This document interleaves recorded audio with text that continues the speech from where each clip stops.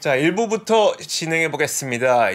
판교에서 오셨습니다. 이상원 선임 매니저 나오셨습니다. 어서 오세요. 예, 안녕하십니까. 네, 안녕하세요. 제가 처음에 보여드렸던 아니 SVB 때문에 테슬라의 목표 주가를 하향 조정한다는 거에 대해서 좀 어떻게 생각하세요? 난센스다라고 생각하고 있습니다. 그러니까 좀 너무 그러니까 물론 불안한 건 알겠죠. 네. 불안한 건 알겠는데 좀 너무 간 것 같기도 하고. 근데 이제 뭐 그것 때문에 떨어진다면 무슨 상관관계라든지 네네. 무슨 근거가 있어야 네. 뭐 그 근거가 옳습니다, 틀립니다라고 얘기를 할 텐데 뜬금없이 저축은행이 아니죠. 지방은행들이 네. 예, 망한다면서 테슬라하고 어떤 상관관계가 있는지 차라리 뭐 테슬라에 납품하는 업체들이 주로 그 은행과 거래하기 때문에 네. 뭐 문제가 있습니다. 이렇게 얘기하는 건 이해할 수 있지만 지방은행이 하락하기 때문에 저는 그 반대라고 생각하고요. 네네. 나중에 또 말씀드리겠지만 이제 금리를 함부로 올릴 수 없는 그런 상황까지 몰렸기 때문에 그러면 금리에 의해서 가장 많은 피해를 입었던 업종 중에 대표적인 종목 중에 하나가 테슬라인데 네네.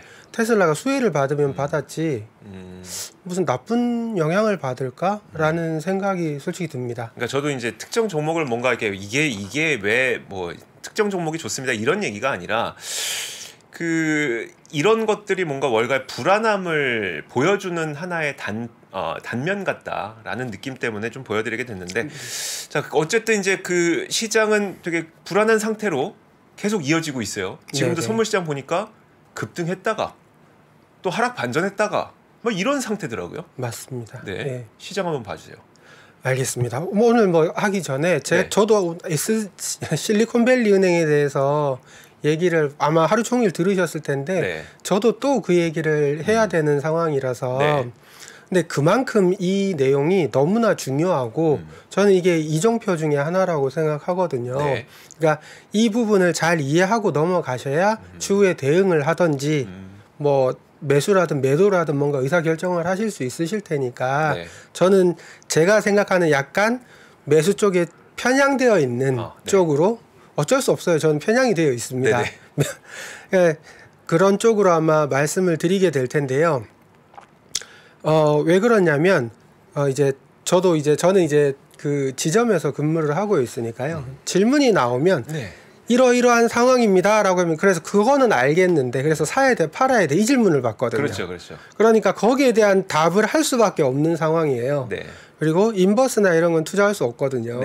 그러니까 어쩔 수 없이 또 편향된 생각을 가질 수밖에 없어요. 근데 편향된 게 나쁘냐 라고 물어보신다면 전 편향된 게 좋은 거라고 생각해요. 왜? 증시는 계속 성장해 왔고 앞으로도 자본주의가 존재하는 한은 성장해 나갈 것이니까 예, 옳은 편향이다 라고 생각을 하고요. 예, 지난주 시장부터 한번 보겠습니다. 전 섹터 하락을 했고요. 이전과는 다른 양상을 보이는 걸 알 수가 있습니다. 당연하겠죠. 일간으로 보시면요. 여기 이제 필수 소비재들이 당연히 하락률이 0.56으로 작았습니다. 헬스케어 마이너스 1로 작았었고 근데 그 밑에 보시면 경기 소비재가 마이너스 1.24로 선방했어요. 이 섹터에 대표적으로 포함되어 있는 게 아마존과 테슬라죠. 걔네들이 나쁘다. 아까 그 뉴스는 저는 이해하기 좀 힘들 것 같고요.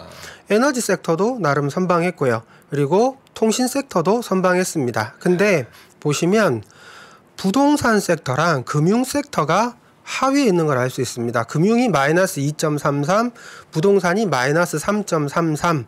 그러면 지금 이 문제의 핵심은 뭐냐? 부동산하고 금융에 있는 거죠. 지금 시장은 부동산하고 금융은 이거는 뭐 사는데 필수적이잖아요. 제가 볼 때는 이거는 정부에서 개입할 수밖에 없습니다. 이런 상황은 주간 단위로 봐도요. 역시 전부 다 하락을 많이 하긴 했지만 상대적으로 하락폭이 적었던 거는 테크놀로지 섹터하고 커뮤니케이션 섹터가 상대적으로 하락률이 낮은 편에 속했습니다. 부동산과 역시 금융이 굉장히 하락률이 컸고 베이직 머티리얼스도 컸습니다. 소재주. 그렇습니다. 뭐 정유나 정유란다. 정유죠. 그런 쪽들이 컸습니다. 보시면 특히 주목할 점은 뭐냐면 이제 네. 실리콘밸리 은행이 파산하는 과정에서 보면요. 주식과 채권의 디커플링이 발생했습니다. 네네. 계속 따라다녔었는데 최근에 이제 달라지기 시작했거든요. 요 3일간.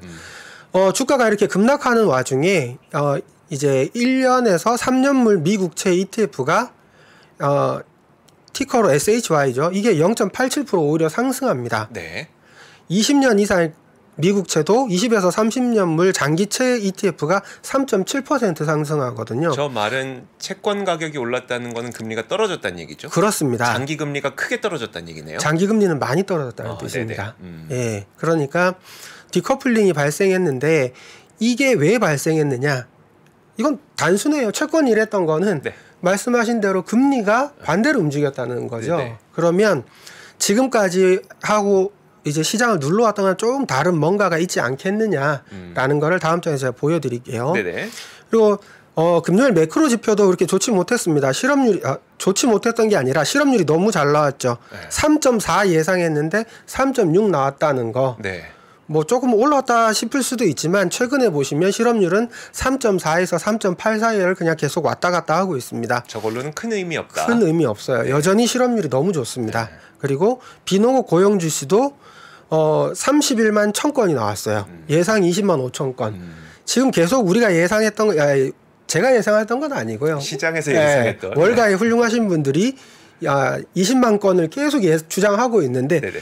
1월도 마찬가지고 2월까지 30만 건이 나온 걸로 봐서는 여전히 고용이 좋다. 네. 1월이 뭔가 여러 가지 있었겠지만 네. 날씨가 따뜻했든 뭘 했든지 간에 여전히 고용이 좋다라는 사실입니다. 근데 이 와중에 바이든이나 미국 정부가 너무 당황했어요. 네네. 금리를 미국 경제 단단하니까 금리를 올려도 돼라고 생각을 했는데 놀랬죠. 부도 났어? 이렇게 된 거죠. 그래서 네. 일단 다 모여봐 해서 바이든이 다급하게 얘기합니다. 이번 주 인플레이션 수치 좋을 거다.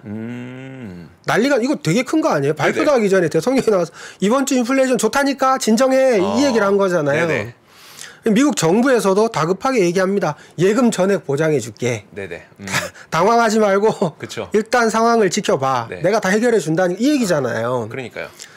자, 그러면 이게 보니까 우리가 미국 스타트업들이 그 실리콘밸리 은행으로부터 예금도 많이 넣어놨고 거기서 대출도 받았고 했던 것에 대한 문제점들 때문에 이런 사태가 벌어지고 있는 거잖아요. 맞습니다. 누군가가 그거를 이제 정리를 했더라고요. 그러니까 어떤 기업들이 그러면 익스포저가 되어 있어요. 네네. 로쿠라든지 비일닷컴이라든지 이런 우리가 흔히 들어봤던 유명 기업들이 많이 되어 있었더라고요. 그런 것들 때문에 얘네가 무너지면 또 안 되고 은행이 무너지면 큰일 나니 정부에서 빨리 나서서 다 보장해줄게. 돈 그렇죠. 빼지 마. 라는 이야기를 했던 거고 바이든 대통령이 시장이 너무 놀랄 수 있으니 그러니까 금융시장의 안정을 위해서 이번 주 물가도 괜찮을 거야. 그러니까 계속 안심시키고 있는 거네요. 그러니까 명분이 있다는 거죠. 네네. 그러니까 말씀하셨던 것처럼 명분이 있다. 그 회사들은 이제 그러니까 벤처 기업들의 50% 정확하게 43%라고 하는데요. 대략 50% 정도가 이 은행을 이용하고 있다라는 거죠. 네. 그러면 이 은행에서 돈을 찾지 못해서 흑자 부도가 났을 때는 미국의 미래는 벤처 기업에 있잖아요. 네네. 미국의 현재는 빅테크에 있지만 미래는 벤처에 있는 게 틀림없거든요. 네. 근데 이 싹을 다 잘라버리면 어떻게 할 거냐는 거죠. 그러니까 이건 살리는 명분이 있죠. 네네. 그리고 바이든이 이렇게 얘기를 옐런이었나요? 이렇게 얘기하잖아요. 그러니까 납세자들의 세금을 건드리지 않고 네. 이 문제를 해결할 수 있다 우리는 이렇게 얘기를 하거든요. 실제로 충분히 가능한 얘기거든요. 네네. 이거는 나중에 대출 구조에서 한 번 더 말씀을 드릴게요. 네. 그러죠. 자, 이게 지금 요 화면 한번 보시면요. 이게 그 TLT 일봉입니다. 이게 장기채 일봉을 갖다 놓은 거고요. 이걸 보시면 이 아래쪽에 그어 놓은 게 노란 손바닥이 있는 게 이게 지금 지지선이에요. 네. 지지선은 저점과 저점을 많이 연결할수록 신뢰도가 높다라고 일반적으로 얘기하거든요. 네. 보시면 이 지지선에서 있었던 게 2월 중순부터 계속 여기 있었어요. 그러면서 TLT 가격이 확 튀죠. 네. 어제 하루에 3.45% 뛰었습니다. 이 얘기 자체는 금리가 올라가기 어려울 걸이라는 쪽에 확 누군가 베팅했습니다. 네네. 거래량도 상당히 크게 나왔었고요.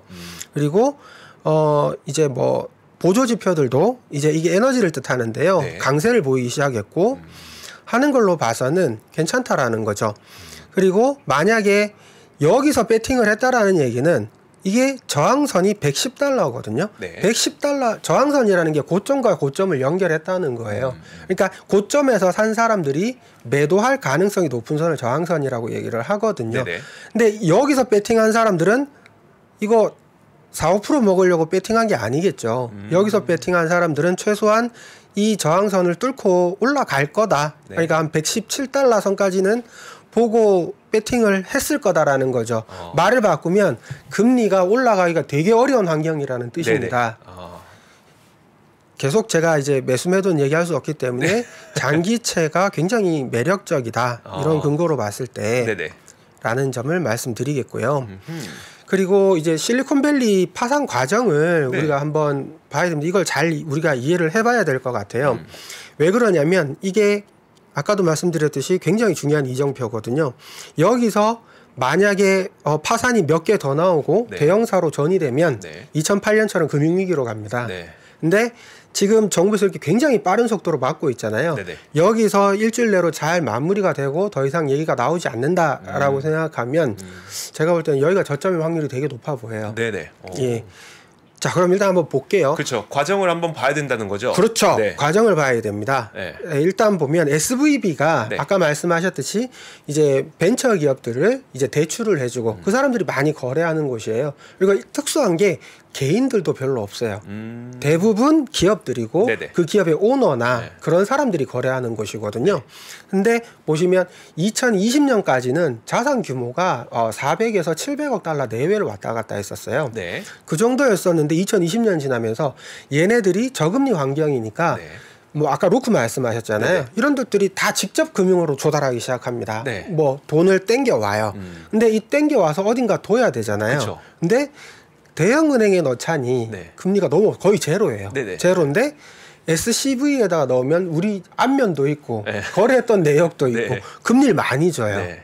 그러니까 이쪽으로 돈을 예금을 하게 됩니다. 자산이 순식간에 1,300억 달러가 늘어요. 아까 4,500억이라고 네. 했었나요? 그럼 거의 3배가 그냥 한 방에 늡니다. 한 방에 1, 2년 껑충- 사이에 콱 뜁니다. 와. 그만큼 자금 조달을 엄청나게 했던 거예요. 근데 그 많은 네. 돈을 그럼 뭘로 해놓냐? 그냥 현금으로 놔둘 수는 없고 은행 입장에서. 그렇죠. 그래서 뭘 선택한 거죠? 그러니까 얘네들이요. 어떻게 했냐면 자, 예를 들어서 당시의 기준금리가 0.25였습니다. 네. 그러면 0.5 정도 줄게라고 가정을 했을 때 네네. 예대 마진 1%를 남기려면요. 네. 얘네들은 1.5%가 나오는데 투자를 해야 돼요. 그렇죠. 그러려면 최소한 10년물 국채나 네. 아니면 뭐 한 5년물 아니면 MBS 이런 데 돈이 들어가야 돼요. 네네. 근데 이게 실리콘밸리 뱅크 은행에서 보면 되게 억울한 게요. 이 정부에서 하라고 했던 거예요. 은행들은 네. 의무적으로 언제든지 이렇게 미국 국채나 MBS 같은 우량 채권에 우량 자산에 15%를 투자해 놓으라고 했었거든요. 네네.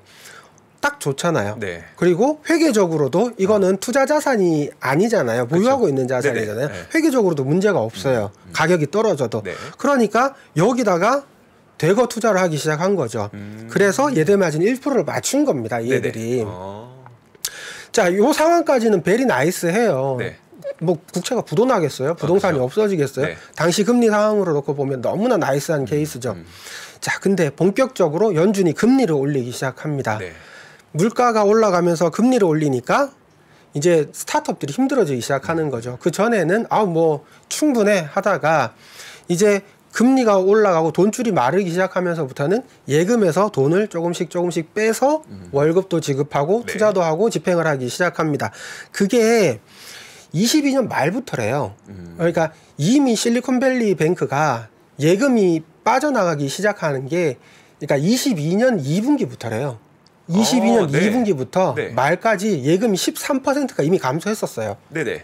그리고 23년에 들어서 계속 감소하다가 네. 이게 조금씩 돈을 빼주다 보니까 네. 이게 어쩔 수 없이 장기채가 가격이 많이 떨어져 있을 네네네. 거잖아요. TLT 같은 경우 40% 떨어져 있거든요. 그렇죠. 네. 이 손실을 조금씩 이제 팔고 나니까 실현 손실이 된 거예요. 네네. 실현 손실이 되니까 채권 평가 손실에서 실현 손실이 되니까 저거 위험한 거 아니야? 위험한 거 아니야? 라는 얘기가 나오고 그러면 지금 상황에서 테스트를 해보면 신평사에서 테스트를 해봤더니 이거 손실이 어마어마하구나라는 결론에 도달한 거죠. 간단하게 계산해 보면요, 2천억 달러잖아요. 네네. 자산 2천억 달러에서 97%가 채권이었다면서요. 10년 만기 40% 떨어졌잖아요. 그렇죠. 그럼 800억 달러 손실인 거죠. 이 800억 달러의 손실을 어떻게 할 거냐. 근데 사실은 이 사람들도 되게 억울해요. 원래 뭔가 수압이나 뭘 해놨으면 좋았겠지만 그때 당시의 상황에서 그냥 정부에서 나 다급해요. 중앙은행에 좀 도와줘요. 내가 네 채권을 가지고 있으니까 요 담보로 잡아서 나한테 현금을 미리 땡겨줘요. 어차피 이 채권 부도날 리 없잖아요. 네가 발행했잖아요. 이러면 되잖아요. 돈을 땡겨주면 돼요. 그러면 뱅크런이 나지 않았겠죠. 근데 어찌됐던 신평사나 언론에서 우려 보도를 시작하고요. 3월 8일 날 증자와 매각을 발표를 합니다. 그러니까 그 예금을 계속 찾아가는 행위는 뭐 하루아침에 뱅크런이 있었던 게 아니라 꾸준히 다들 그러니까 찾아갈 수밖에 없죠. 그렇죠. 뭐 기업이 당장 돈이 없는데 월급은 줘야 되고 투자도 해야 되고 하니까. 근데 그게 어느 순간 신평사랑 언론이 이 정도 되니까 너무 좀 심각한데요라는 게 알려지기 시작했고, 그렇죠. 그때 빵 터졌더라는 거죠. 그렇죠. 그때 딱 뭔가 발표를 했는데 그날 이걸 발표하자마자 주가가 60% 떨어지죠. 그러니까 시장에서 뭐야 이거 이렇게 된 거죠. 그리고 이게 가격이 너무 떨어지니까 증자를 할 수가 없어요. 이제 매수할 사람 중에서 이거 가만두면 더 떨어지겠는데. 매수할 사람도 없고 가격도 낮아서 증자하려면 엄청 해야 되고. 그렇죠. 매수할 사람 입장에서 봐도 조금 더 두면 더 떨어진 가격에서 살 수 있는데 지금 살 이유가 없잖아요. 실패한 거죠. 그러니까 3월 9일 날 장 열리자마자 뱅크런이 발생한 거죠. 뱅크런이 발생했는데 옛날 같으면 줄 서서 돈을 찾았을 텐데 미국 사람들도 휴대폰으로 다 찾은 거죠. 그러고 나니까 패닉 셀이 발생했고요. 그러니까 토요일 일요일 되니까 난리가 났죠. 그래서 금융당국에서 당장 문을 닫아버린 거죠. 일단 막자라고 된 거죠. 그러면 이 과정에서 보면요, 이 회사가 잘못한 거는 제가 볼 때는 두 가지 정도밖에 없어요. 첫 번째는 뭐냐면 일단 니치 마켓에 집중을 하는 특화된 뱅크였잖아요. 그러니까 뭐 이쪽 고객도 있고 개인 고객도 있고 뭐 금융사들도 있고 다양하게 돼 있었으면 한순간에 돈이 들어왔다 나갔다는 일이 작았겠죠. 그렇죠. 그게 문제가 됐었던 거고. 그리고 이게 가장 큰 문제는 뭐냐면요, 우리나라도 그래서 IMF를 맞았잖아요. 단기 자금을 땡겨서 장기로 대출해주면 항상 문제가 생깁니다. 중간에 계곡이 생기잖아요. 데스밸리가 꼭 생기잖아요. 그러니까 만기 매칭이 안 된 거예요. 만기 매칭만 됐었어도 이런 일이 안 발생하거든요. 다행인 거는 우리가 예전에 시스템 리스크로 갔었던 이제 뭐 CDS니 CDO니 아니면 막 파생 상품, 그러니까 스왑 상품 이런 것들은 없었고 대부분이 채권이었다는 거는 좀 다행인 거네요. 그렇죠. 가만히 생각해 보시면 이 채권은 시간만 지나면 원금과 이자를 상환하는 게 확실해요. 정부에서 발행했으니까요. 그러니까 정부 입장에서도 요게 시간만 지나면 된다. 우리가 예를 들어서 연준이 금리만 조금 낮추기 시작해도 채권 가격은 당장 반등이 나올 거고 그러면 부실이 없는 거죠. 그럼 이걸 인수하기 굉장히 매력적인 상황이 되는 거죠. 그러니까 지금 예를 들어서 미 국채를 아주 헐값에 사는 방법은 이 은행을 인수하면 되는 거죠. 이 은행의 자산을. 그런데 지금 유럽이 또 크게 내리고 있단 말이에요. 그래서 그 이유를 제가 좀 살펴보니까 HSBC가 실리콘밸리 은행의 영국 지사를 우리가 인수할게 라고 했다는 것 때문에 은행주가 굉장히 크게 흔들리고 있다는 기사를 봤어요. 이 유럽은 왜 이런 거예요, 그러면? 그러니까 저는 그냥 공포심리라고 생각하고요. 일단 지금 나타나는 1파운드에 샀나 그렇잖아요. 그러니까 그 얘기는 뭐냐면 자산하고 부채를 다 더했더니 부채가 더 크거나 비슷하다라는 얘기잖아요. 그러면 건질 게 하나도 없다는 얘기죠. 그거를 부실을 내가 또 하나 줄게라는 얘기잖아요. 근데 생각해 보시면 HSBC가 바보가 아니잖아요. 그걸 왜 살까? 그럼 여기 있는 자산 중에서 부실 떨고 이 자산을 내가 갖고만 있어도 시간이 지나면 투자 원금 이상을 회수할 수 있다는 자신이 있는 거죠. 그게 첫 번째일 거고 두 번째는 이거 정부에서 막을 수밖에 없어요. 누가 주선했겠습니까? HSBC가 가만히 있다가 막 달려와서 선생님 제가 사겠습니다. 네. 제가 인수하겠어요. 이랬을 리는 없단 말이죠. 네. 정부에서 부른 거죠. 네가 이거 사면 내가 잘해줄게. 뭔지 모르겠지만 뭐 부실도 내가 좀 떨어주고 뭐 할 때 뭐 좀 어떻게 네 손에 안 보게 해줄게. 이런 뭔가가 있었겠죠. 그러니까 인수했겠죠. 우리도 마찬가지잖아요. 산업은행이 뭔가를 인수할 그렇죠. 때는 이유가 있었던 거 아니에요. 그랬을 확률이 높다고 생각하고요. 근데 시장은 어찌됐든 금융선진국은 공매도도 있고 어찌됐든 개인들은 아유 그런 걸 떠나서 난 무서워 일단 팔고 봐 라는 패닉셀이 나올 수 있는 거거든요. 그러니까 시장은 제가 볼 때는 등락이 굉장히 클 것 같아요. 등락이 크지만 이런 거랑 상관없이 내가 정말 이게 비전 있는 회사가 뭔가 있다. 이 회사는 뭐 금융회사도 아니고 정말 괜찮은 회사다라고 생각하면 이 어쩌면 저가에 매수할 수 있는 좋은 기회죠. 근데 항상 염두에 두셔야 될 거는 이게 빨리 마무리되느냐, 그렇죠. 이게 계속 이어지느냐 이거거든요. 근데 오히려 서두에 그 이상원 선임이 이게 악재가 아닐 수 있다는 뉘앙스의 말씀을 하셨어요. 저는 이게 호재에 가깝다고 봅니다. 호재에 가깝다고? 예, 호재에 가깝습니다. 그 이유는 뭘까요? 그 이유는 뭐냐면요. 가장 큰 건 이겁니다. 금리 만능주의가 제동이 걸릴 거예요. 시장은 금리만으로 만들 수는 없잖아요. 그러니까 옛날에 케인즈 학파도 있었을 것이고 무슨 학파, 고전 학파도 있었을 것이고 뭐 많잖아요. 그 학파들이 치고받고 싸웠던 이유는 금리가 만능이 아니기 때문이잖아요. 자, 보시면 미국 정부가 예금 전액 보호 조치를 발표합니다. 예금 전액 보호 조치를 발표했다는 것 자체가 다른 데로 위기가 전염되는 걸 차단하겠다는 얘기죠. 그리고 연준에서 국채 및 모기지 담보로 유동성을 공급하겠다라고 얘기를 했습니다. 이건 금융기관 무실 및 신용경색은 원천적으로 막겠다 이거잖아요. 아까 문제는 뭐였어요? 국채를 담보로 유동성을 공급해 줬으면 문제가 안 생겼잖아요. 내가 이거 너 가져가. 이걸 담보로 여기서 한 50%만 땡겨줘. 50% 떨어졌으니까 그럼 40%만 땡겨줘도 800억 달러. 800억 달러면 지금 그 뱅크런 일어났을 때 다 막을 수 있었겠죠. 그때가 얼마였었죠? 18억 달러였어요. 아, 그러면 충분히 막을 수 있었습니다. 근데 그렇지 않았다는 거죠. 근데 이 다음에 나오는 것들은 이걸 다 막아주겠다라는 내용이고요. 이 얘기가 나오자마자 골드만삭스가 바로 얘기가 나옵니다. 3월 FOMC 금리 동결할 것 같다. 맞아요. 일단 상황을 지켜볼 확률이 높다. 5, 6, 7월에 각 25bp 인상 예상한다. 어쨌든 터미널 레이트를 바꾸지는 않았어요. 그렇지만 3월에 금리 동결할 가능성도 있다라고 얘기를 했고요.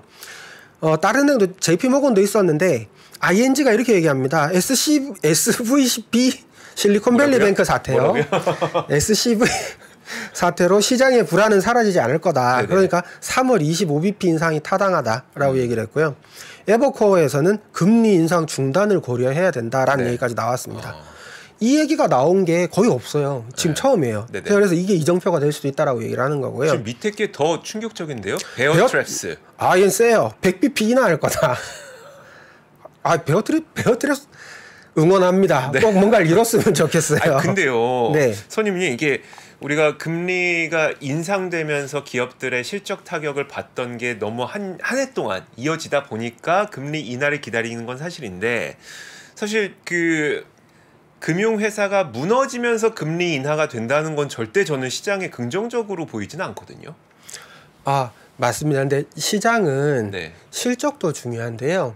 지금 보시면 역실적 장세잖아요. 역실적 장세에서 금융 장세로 전환하려면 반드시 쇼크가 있어야 되고요. 이 쇼크는 해결하기 위해서는 금리로 해결하는 수밖에 없습니다.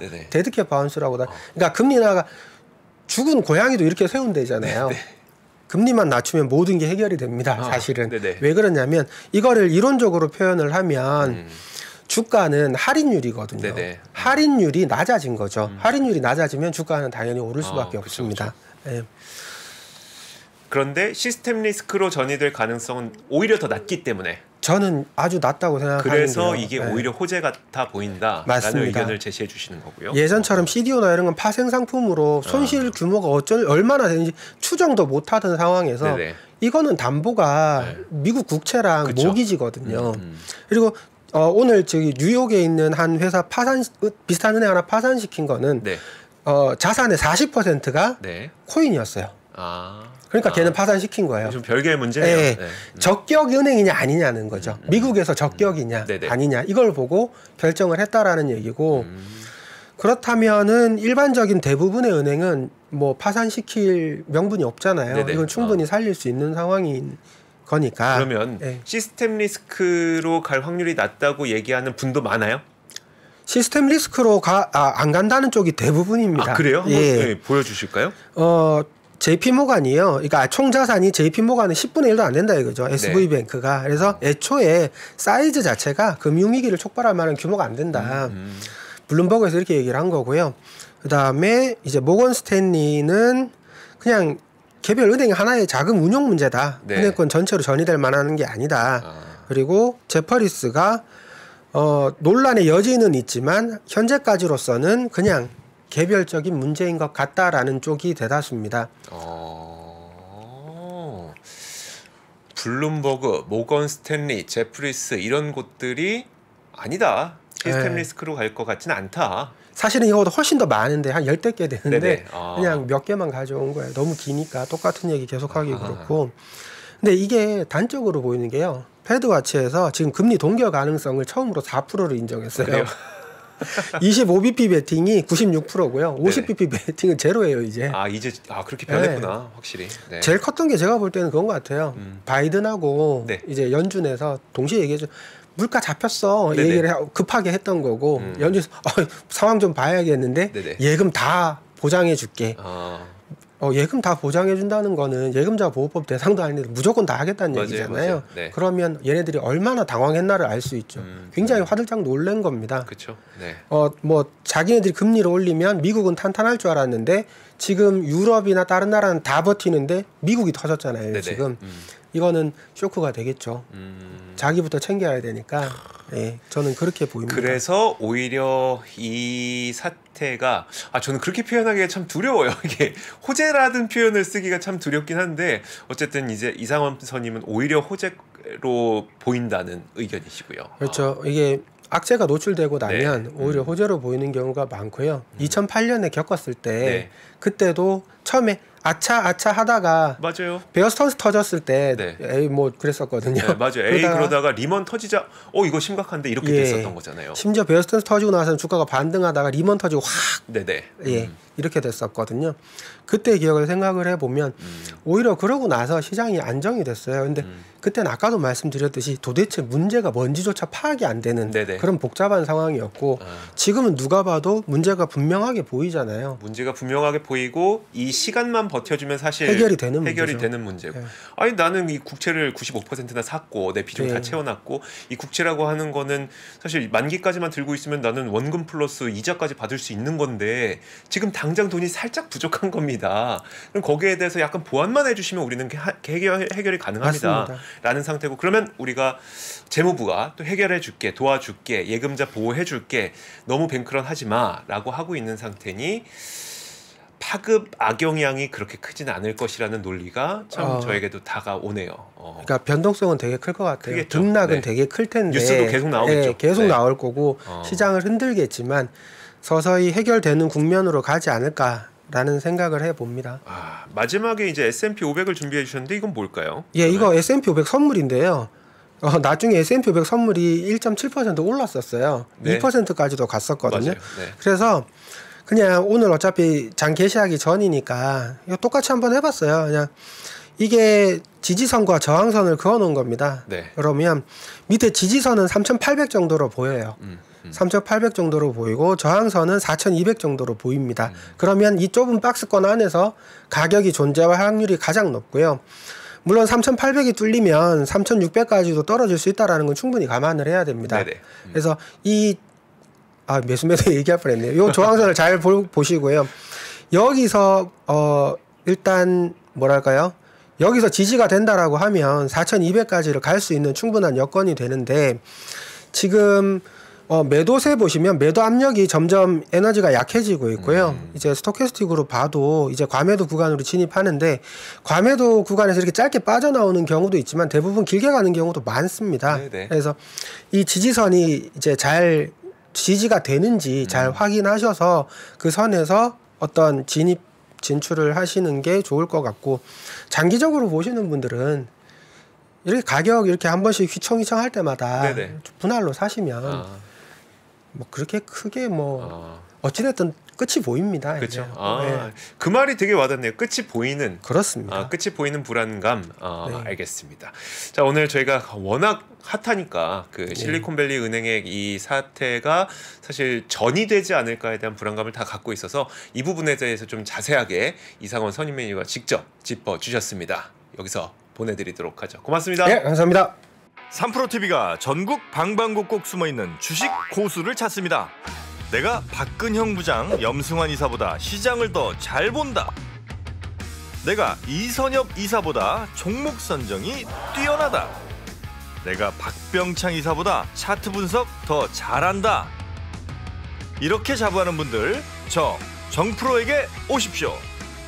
여러분의 실력을 마음껏 뽐낼 수 있도록 판을 깔아드리겠습니다. 전국 증권사 지점의 PB, 주식 브로커, 펀드 매니저는 물론이고 전업 투자자, 슈퍼개미, 스몰개미, 기타 등등 이 시장에 대한 날카로운 분석과 통찰만 있다면 누구든 환영합니다. 숨은 고수 여러분의 많은 참여 부탁드립니다. 팔로우 미.